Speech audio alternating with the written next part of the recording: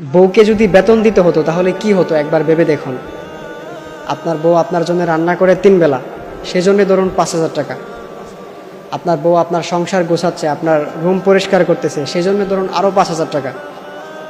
আপনার বউ আপনার সন্তানকে পড়াশোনা করাচ্ছে, আপনার সন্তানদের লালন পালন করতেছে, তাদেরকে মাদ্রাসায় নিয়ে যাচ্ছে, আবার নিয়ে আসতেছে, সেজন্য ধরুন আরও 10,000 টাকা। তাহলে মোট হলো 20,000 টাকা। আপনি যে স্বামী, আপনার স্বামীর চাহিদা পূরণ করতেছে, সেই জন্য ধরুন আরও 10,000 টাকা।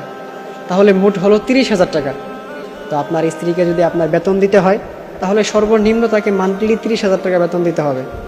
কিন্তু এমন অনেক স্বামী আছেন যারা স্ত্রীকে 500 টাকাও দেন না খরচের জন্যে।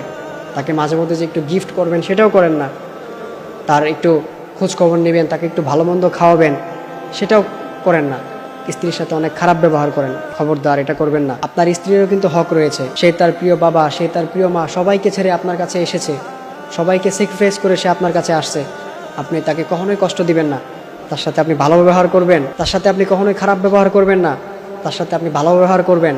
আপনার স্ত্রীটা আপনার জন্য এত কষ্ট করতেছে, সে আপনার ফ্যামিলির জন্য এত পরিশ্রম করতেছে, সে আপনার দিকে তাকিয়ে সে এত পরিমাণ কষ্ট করতেছে, কখনোই আপনি সেই স্ত্রীর সাথে খারাপ ব্যবহার করবেন না। আপনি তার সাথে ভালো ব্যবহার করবেন।